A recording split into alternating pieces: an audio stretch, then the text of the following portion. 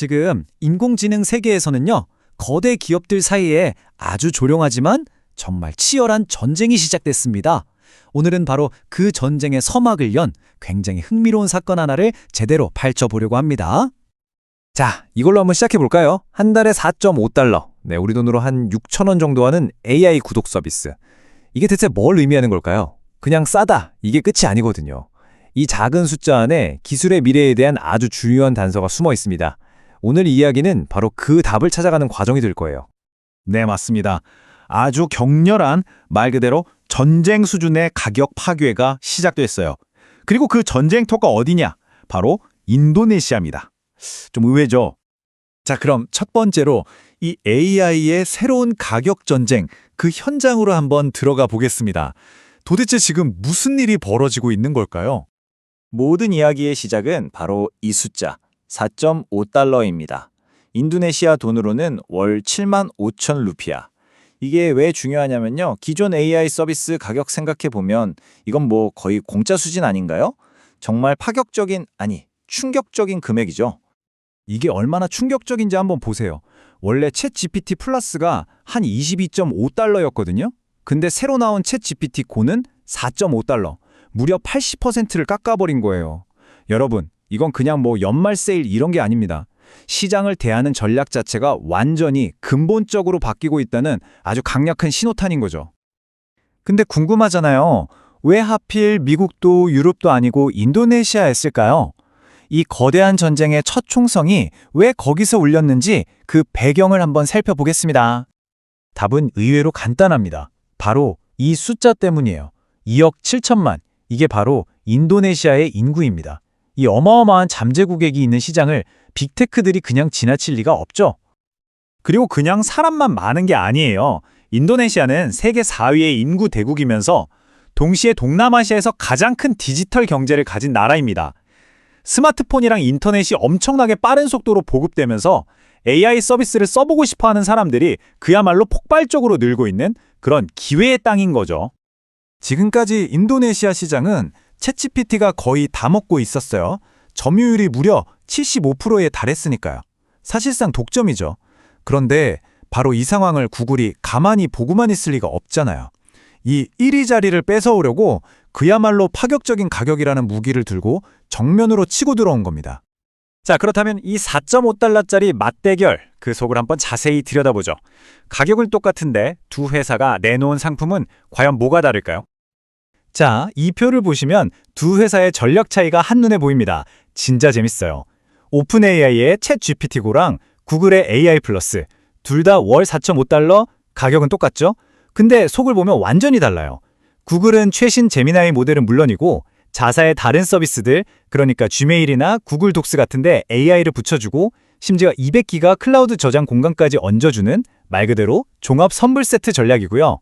반면에 오픈 AI는 순수하게 챗봇 자체의 성능, 그러니까 무료 버전보다 10배 더 많이 쓰게 해주고 대화도 더 똑똑하게 이어가는 본질 집중 전략을 쓰는 거죠.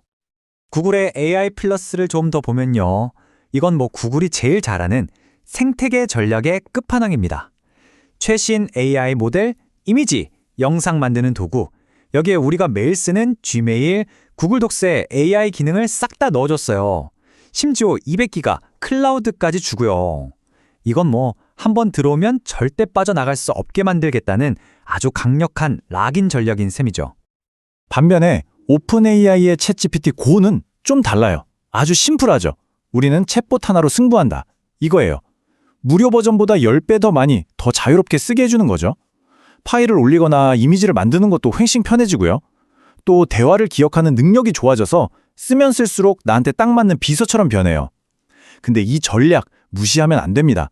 이미 인도에서 이걸로 대박을 쳤거든요. 챗GPT 고 내놓고 나서 유료 사용자가 2배 넘게 늘었다고 하니까요. 효과가 입증된 전략인 셈이죠. 자, 그럼 이런 파격적인 가격 정책이 도대체 왜 나온 걸까요?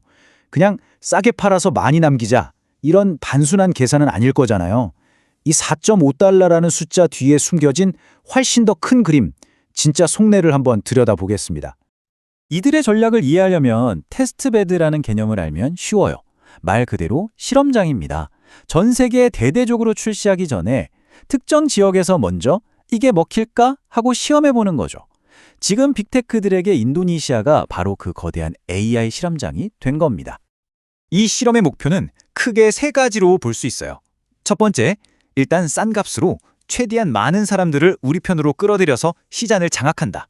두 번째, 그렇게 모인 수많은 사람들의 데이터를 싹 모아서 우리 AI를 더 똑똑하게 만든다. 그리고 세 번째, 여기서 성공한 이 필승 공식을 그대로 복사해서 다른 나라들로 쫙 퍼뜨린다. 아주 체계적이죠? 한 전문가의 분석이 딱 이 상황을 짚어내고 있어요. 이 지역은 이미 빅테크들의 전쟁터다. 오픈 AI는 여기서 시장을 확실히 잡고 미래의 먹거리를 확보하려는 것이다. 결국 이거예요. 지금 눈앞에 돈 몇 푼이 중요한 게 아니라 미래 AI 시장의 주도권을 누가 주느냐, 이걸 놓고 벌이는 거대한 땅 따먹기 싸움인 겁니다. 자, 그럼 인도네시아에서 벌어지는 이 싸움, 이게 뭐 그냥 남의 나라 얘기 같잖아요. 과연 그럴까요?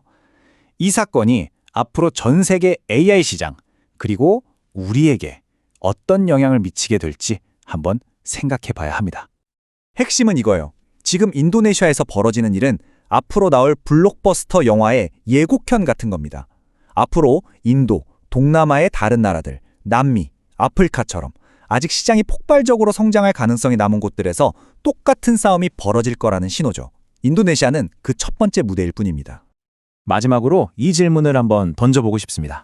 이렇게 AI 가격 전쟁이 전 세계로 번진다면 진짜 최후의 승자는 과연 누가 될까요? 막대한 돈을 쏟아붓는 빅테크 기업일까요? 아니면 덕분에 싼 값에 최첨단 기술을 마음껏 쓰게 될 우리 같은 사용자일까요? 어쩌면 제3의 승자가 있을지도 모르죠. 이 질문에 대한 답이 바로 앞으로 우리가 살아갈 기술의 미래를 결정하게 될 겁니다. 인공지능이 내가 하는 코딩을 전부 다 알아서 해주는 세상. 와, 상상만 해도 정말 신나지 않나요? 오늘은 바로 이 AI 코딩 자동화가 우리에게 보여주는 엄청난 가능성, 그리고 그 화려함 뒤에 숨어 있는 생각지도 못했던 위험에 대해 한번 제대로 파헤쳐 보겠습니다. 자, 이야기는요, 전 세계 개발자들의 마음을 설레게 만든 한 단어에서부터 시작됩니다.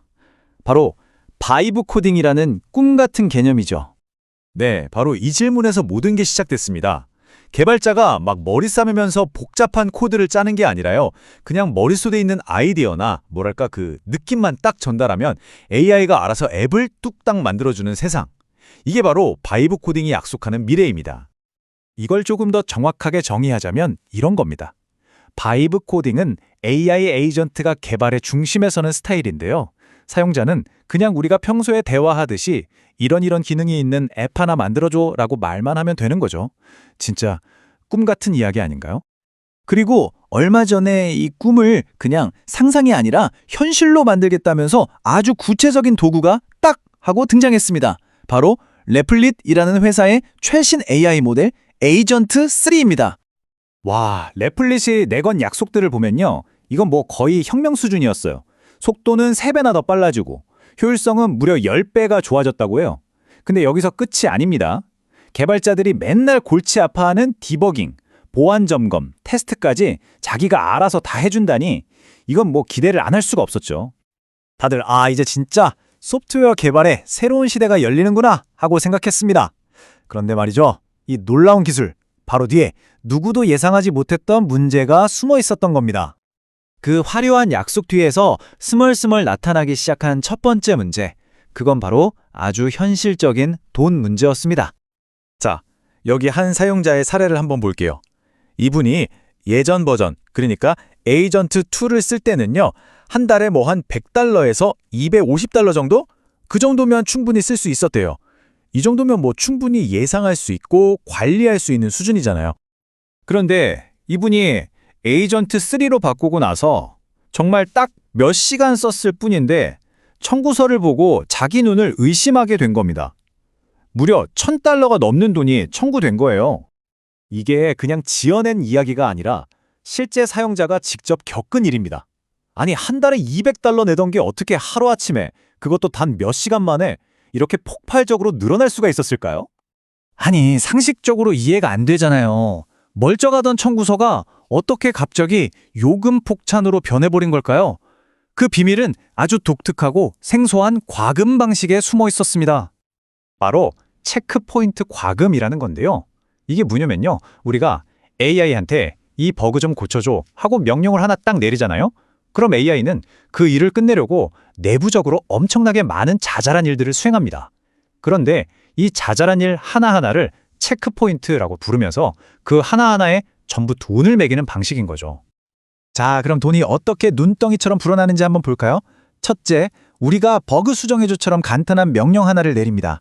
둘째, 그럼 AI는 그 일을 하려고 자기 부하들, 그러니까 하위 에이전트들을 여러 명 불러 모으죠. 진짜 문제는 바로 여기입니다. 이 부하들이 코드를 분석하고 테스트하고 수정하는 그 모든 행동 하나하나가 전부 체크포인트로 잡혀서 고스란히 우리 청구서에 찍히는 겁니다. 끔찍하죠? 그러니까 가장 큰 문제가 뭐냐면요. 사용자는 작업이 진행되는 동안 지금 내 돈이 얼마나 나가고 있는지 실시간으로 알 방법이 전혀 없다는 거예요. 그냥 AI가 열심히 일하고 있구나 생각만 하다가 나중에 청구서 받고 헉 하고 뒤통수를 맞는 거죠. 근데 여러분 놀라지 마세요. 이 요금 폭사는요. 사실 시작에 불과했습니다. 훨씬 더 심각하고 훨씬 더 위험한 문제가 따로 있었거든요. 바로 AI가 우리의 통제를 벗어나 제멋대로 굴기 시작하는 순간입니다. 실제로 업계에서 아주 유명한 분이죠. 제이슨 램킨이라는 분이 정말 끔찍한 경험을 했습니다. 이분이 AI한테 신신당부를 한 거예요. 여기 이 코드는 진짜 절대 건드리면 안 돼 라고요. 근데 AI가 어떻게 했을까요? 네, 그 말을 그냥 무시하고 실제 서비스되고 있던 데이터베이스를 통째로 날려버린 겁니다. 와, 정말 생각만 해도 등골이 오싹하네요. 아니, 도대체 AI가 왜 이렇게 위험한 행동을 하는 걸까요? 그 근본적인 이유는 바로 예측이 불가능하다는 데 있습니다. 똑같은 지시를 내려도 어제 다르고 오늘 다른 결과를 내놓고요. 복잡한 비즈니스 규칙은 그냥 자기 마음대로 해석해버리기도 합니다. 특히나 실제 데이터베이스 같은 중요한 외부 시스템에 접근 권한을 주는 순간 그 위험은 정말 걷잡을 수 없이 커지는 거죠. 자, 그럼 이 무서운 이야기들을 통해서 우리가 뭘 배워야 할까요? 앞으로 이 AI 코딩 시대를 살아가기 위해서 우리가 꼭 기억해야 할 새로운 규칙들을 한번 정리해 보겠습니다. 결국 AI 코딩 에이전트는요, 딱 두 개의 얼굴을 가지고 있는 셈입니다. 한쪽 얼굴은 속도와 자동화라는 아주 달콤한 약속을 하고 있죠. 하지만 그 다른 쪽 얼굴에는 숨겨진 비용과 예측 불가능성이라는 아주 치명적인 위험이 도사리고 있는 겁니다. 그래서 여기서 우리가 얻어야 할 가장 중요한 교훈이 나옵니다. 이 AI 도구는요, 모든 걸 알아서 해주는 자동 조종사가 절대 아닙니다. 오히려 성능이 어마어마하게 좋은 부조종사라고 생각해야 합니다. 엄청나게 유능하지만 언제나 기장, 바로 우리 인간의 세심한 감독과 통제 아래에 있어야만 하는 존재인 거죠. AI는 분명 개발의 판도를 바꿀 강력한 도구임이 틀림없습니다. 하지만 이 강력한 힘을 제대로 그리고 안전하게 쓰려면요, 그 위험성을 정확히 알고 언제든 우리가 직접 조종관을 잡을 준비가 되어 있어야만 합니다. 자, 여러분은 그 조종관을 잡을 준비가 되셨습니까? 요즘 AI 투자 정말 폭발적이죠. 그런데 한편으론 이런 생각 드실 거예요. 이거 혹시 거품 아냐? 네, 그 불안감 사실 저도 마찬가지입니다. 그래서 오늘 이 질문에 대한 답을 한번 같이 찾아보려고 합니다. 기술과 가치, 그 사이에서 벌어지는 진짜 이야기, 지금부터 시작해 볼게요. 자, 그래서 오늘 우리가 던져야 할 가장 중요한 질문은 바로 이겁니다. 지금 이 AI 붐, 이게 과연 터지기 일보 직전인 제2의 닷컴 버블일까요? 아니면 우리는 정말 완전히 새로운 시대의 문을 열고 있는 걸까요? 그 단서를 지금부터 하나씩 파헤쳐보죠. 우선 돈의 흐름부터 한번 따라가 보죠. 이게 가장 확실하니까요. 순수하게 금융지표, 그러니까 숫자만 딱 놓고 보면요. 결론은 아주 간단하고 명확합니다. 네, 맞아요. 우리는 지금 역사에 남을 만한 어마어마한 버블 속에 있는 게 맞습니다. 그 규모가 어느 정도인지 숫자로 직접 한번 보시죠. 아마 깜짝 놀라실 겁니다. 자, 이게 불과 1년 전, 그러니까 2023년 6월 상황입니다. 전 세계 탑10 AI 기업들 시가총액을 다 더했더니 16조 달러였어요. 이것만 해도 사실 우리나라 1년 예산의 몇십 배가 넘는 정말 입이 떡 벌어지는 숫자였죠. 그런데 지금은 어떨까요? 놀라지 마세요. 25조 달러입니다. 아니, 1년 만에 9조 달러가 늘어난 거예요. 우리 돈으로 환산하면 거의 1경 2천조 원이 넘는 돈이 그냥 더 쌓인 겁니다. 이 속도, 이 규모, 솔직히 이건 비정상이라는 말 말고는 설명이 안 되죠. 전문가들 생각도 똑같습니다. 최재분 교수님은 아예 이렇게 단언하세요.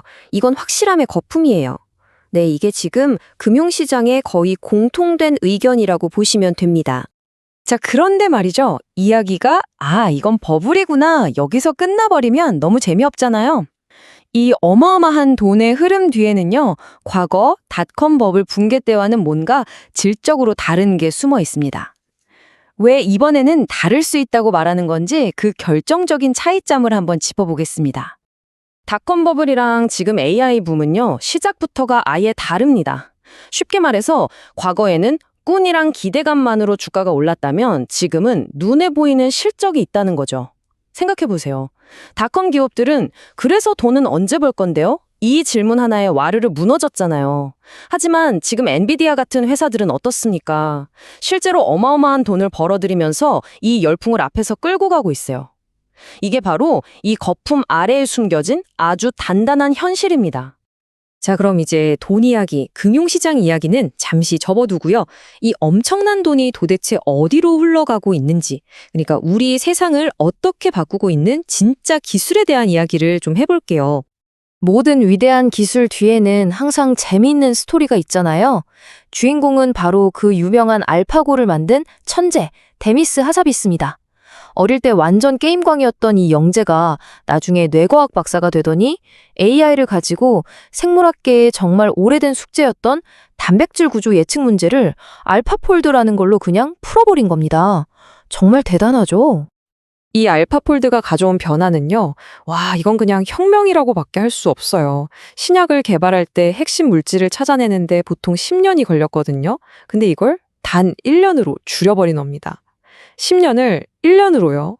이게 그냥 시간이 줄었네 정도의 문제가 아니에요. 이건 더 많은 난치병 치료제가 훨씬 더 빨리 우리 손에 들어올 수 있다는 뜻이거든요. 바로 이런 게 AI가 만들어내는 진짜 가치인 거죠. 그리고 이런 놀라운 혁신이 어디에 신약 개발에만 머물겠어요? 우리 생활에 훨씬 더 가까운 바로 의료 진단 분야에서도 AI는 이미 엄청난 실력을 보여주고 있습니다. 이 그래프 한번 보세요. 결과가 좀 충격적입니다. 마이크로소프트의 진단 AI 정확도가 88%, 전문 의사분들 그룹이 73%인데 이걸 훌쩍 넘어섰어요. 심지어 의사들이 정말 힘들어하는 희귀 질환 진단에서는요, 무려 4배나 더 정확했답니다. 4배요. 이쯤 되면 이제 AI를 써야 하나 말아야 하나를 고민할 때가 아닌 거죠. 어떻게 하면 이걸 더 똑똑하게 잘 쓸 수 있을까? 이 고민으로 넘어가야 할 때입니다. 자, 그런데 바로 여기서 아주 재미있는 모순이 하나 생깁니다. 우리는 한 손으로는 AI 주식을 사면서 열광적으로 투자를 하잖아요? 그런데 다른 한 손으로는 정작 내 삶, 내 직업에 AI가 들어오는 건 꺼리고 있다는 거죠. 왜 그럴까요? 이런 상황을 딱 설명하는 단어가 바로 이중성입니다. 두 개의 얼굴을 가졌다는 거죠. 그러니까 내 돈은 AI 회사에 넣어서 불리고 싶은데 정작 AI 의사나 AI 선생님이 나타나서 내 일자리를 뺏는 건 그건 싫다는 거예요. 이 모순된 마음 다들 조금씩은 있지 않으신가요? 그리고 이런 모순적인 태도가 사회 곳곳에서 저항을 만들고 있어요. 의료계에서는 AI 진단 도구는 아직 못 믿겠다고 하고 교육계에서는 AI 교과서는 중독 위험이 있다면서 브레이크를 걸고 있죠. 심지어는 우리에게 딱 맞는 맞춤형 AI를 개발할 수 있는 그 엄청난 건강 데이터가 규제라는 벽에 막혀서 잠자고 있는 실정입니다. 결국 그 정확의 바닥에 깔린 마음은 이거 아닐까요? 발전 좋지. 근데 웬만하면 내가 은퇴하고 나서. 자, 그럼 이렇게 버블과 혁신, 또 저항까지 뒤섞여 있는 복잡한 상황에서 과연 AI 경쟁의 최후의 승자는 누가 될까요? 이제 슬슬 과대 광고의 시대는 지나가고 진짜 실력으로 붙는 다음 라운드로 넘어가 볼 시간입니다. 앞으로 누가 이길지를 가르는 기준은 의외로 명확합니다.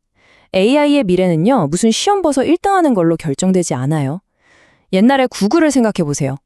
구글이 당시 최고의 기술을 가져서 이겼나요? 아니죠. 가장 쓰기 편한 검색 서비스를 만들어서 세상을 다 먹은 거잖아요. 마찬가지입니다. 결국엔 기술 자랑이 아니라 가장 유용한 서비스를 만드는 쪽이 이기게 될 겁니다. 네, 바로 이겁니다. 진짜 전쟁터가 이제 실험실에서 우리 모두의 일상으로 옮겨오고 있다는 거죠. 우리 AI가 성능 점수가 몇 점이에요? 이게 중요한 게 아니라 그래서 이걸로 우리 삶이 얼마나 더 편해지고 좋아지는데 이 질문에 답해야 하는 시대가 온 겁니다. 이게 새로운 게임의 룰이에요. AI 혁명은요, 이제 더 이상 먼 미래 이야기가 아닙니다. 바로 지금 우리 곁에서 벌어지고 있는 현실이죠. 버블에 대한 걱정도 있고 여러 사회적인 저항도 분명히 존재합니다. 이 거대한 변화의 파도 속에서 과연 우리는 이 혁명을 어떤 모습으로 만들어가게 될까요? 그 선택의 열쇠는 결국 다른 누구도 아닌 바로 우리 손에 달려 있습니다. 여러분, 유튜브 쇼츠 하나로 수십억을 번 사람이 있다면 믿으시겠어요? 오늘은 바로 그 전략을 한번 제대로 뜯어보려고 합니다. 지금 보시는 이 금액 2,200만 원. 이게 바로 국내 최정상 쇼츠 크리에이터 쇼제가 단 한 달에 벌어들이는 돈입니다. 정말 어마어마하죠? 아니, 어떻게 15초짜리 영상 하나가 이런 수익을 낼 수 있을까요? 이게 그냥 운 좋게 바이럴 한번 터진 게 아니에요. 아주 정교하게 여러 겹으로 설계된 공식이 있다는 거죠. 자, 지금부터 그 속으로 한번 들어가 보시죠. 그래서 오늘은요, 총 5단계로 나누어서 그 비밀 전략을 파헤쳐 볼 겁니다. 숨겨진 시장을 찾는 법부터 보이지 않는 수익을 만드는 법까지 전부 다요. 자, 첫 번째 파트입니다. 20억 쇼츠의 비밀, 레드오션을 넘어서. 이 판을 제대로 이해하려면 먼저 이걸 알아야 해요. 지금 우리가 흔히 보는 드라마나 영화 요약 쇼츠 있죠? 그 포맷을 거의 처음 만든 사람이 바로 이 쇼제라는 겁니다. 근데 보세요. 대부분의 크리에이터들은 젊은 층을 잡으려고 트렌드만 쫓아가잖아요. 이게 바로 레드오션이에요. 피 터지게 싸우는 시장이죠. 모두가 똑같은 곳을 보고 싸우면 결국엔 지는 게임이 될 수밖에 없어요. 쇼제의 첫 번째 비결은 바로 아무도 쳐다보지 않던 곳을 봤다는 겁니다. 네, 바로 이 부분입니다. 숨겨진 시청자층 공략법, 시니어라는 금광. 쇼제는 이 레드오션을 벗어나서 다들 그냥 지나쳤지만 사실은 엄청난 가치를 품고 있던 새로운 시장, 말 그대로 금광을 발견한 거죠. 이 비교를 보면 정말 흥미로운데요. 모두가 광고에 질릴 대로 질린 젊은 층의 목을 맬 때 쇼제는 정반대를 본 거예요. 시니어층은요, 일단 경쟁이 거의 없고요. 좋아요나 댓글 같은 참여율은 말도 안 되게 높죠. 그리고 제일 중요한 거, 이거 한번 해보세요 같은 요청에 굉장히 긍정적으로 반영한다는 점이었어요. 자, 그럼 이 엄청난 시청자층을 어떻게 저기편으로 만들었을까요? 아주 간단해 보이는 영상 하나를 한번 해보해 보겠습니다. 여기에 비밀이 다 숨어 있어요. 예를 들어 이런 쇼츠가 있다고 칩시다. 나라 경제를 가장 망친 인물은 누구라고 생각하시나요? 그 인물을 2번 터치하세요. 어때요? 만들기 되게 쉬워 보이죠? 하지만 이 안에는 참여와 수익을 최고로 끌어올리기 위한 온갖 전략적인 장치들이 빽빽하게 들어차 있습니다. 이게 바로 그 5단계 공식인데요. 첫째, 시니어층이 엄청나게 관심 갖는 정치 같은 트래픽이 보장된 주제를 고르고요. 둘째, 2번 터치하라고 직접적으로 말해서 좋아요를 유도하죠. 반응이 좋으니까요. 셋째, 정답은 댓글로 남겨주세요 하면서 댓글 참여를 이끌어내고요. 그럼 알고리즘이 이 영상을 더 좋아하겠죠?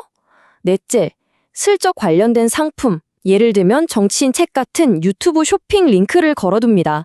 그리고 마지막으로 영상 끝에 그 상품 이미지를 보여줘서 자연스럽게 링크를 누르게 만드는 거죠. 보세요. 이 모든 게 단 15초 안에 일어나는 일입니다. 그런데 이런 직접 판매는 사실 시작에 불과해요. 진짜 대단한 건 대부분의 크리에이터들은 상상도 못하는 2가지 수익 모델에 있습니다. 첫 번째 숨겨진 수익원은 바로 저작권 수익파입니다. 이게 뭐냐면 인기 있는 드라마나 영화를 쓰면서도 저작권에 걸리지 않고 광고 수익을 내는 방법이에요. 그러려면 그냥 갖다 쓰는 게 아니라 이걸 나만의 독창적인 창작물로 만들어야 하거든요. 쇼제는 이걸 위한 아주 특별한 편집 방법을 개발했습니다. 바로 이 4단계 편집 프로세스인데요. 먼저 기존 영상을 잘라서 자막을 달고요. 그 위에 관련 이미지를 덧씌워서 새로운 느낌을 줍니다. 그리고 TTS, 그러니까 기계 목소리로 짧은 논평을 더하고 마지막엔 아예 영상 전체를 TTS 내레이션으로 덮어버리는 거예요. 이렇게 하면 유튜브가 이걸 새로운 창작물로 인정해줍니다. 저작권 걱정 없이 완전한 수익을 낼 수 있게 되는 거죠. 하지만 그의 전략 중에 가장 강력한 건 바로 이겁니다. 2년 전부터 모두에게 말했어요. 자기 음원을 써야 한다고요. 이게 무슨 말이냐면 그냥 배경음악을 빌려 쓰는 게 아니라 아예 자기 영상에 들어가는 노래의 저작권을 사버리는 겁니다. 그 결과가 이겁니다. 2억 원. 올해 음악 저작권료로만 벌어들인 돈이에요. 그런데 여기서 끝이 아니에요. 음악의 제작자로서 받는 권리, 저작 인접권이라는 게 또 있는데 이걸로 약 10억 원을 벌었어요. 이건 곡을 소유하는 거랑은 또 다른 차원의 정말 거대하고 숨겨진 수익원인 셈이죠. 자, 그럼 다음은 뭘까요? 쇼제는 지금 이 모든 과정을 자동화하는 도구를 직접 만들고 있습니다.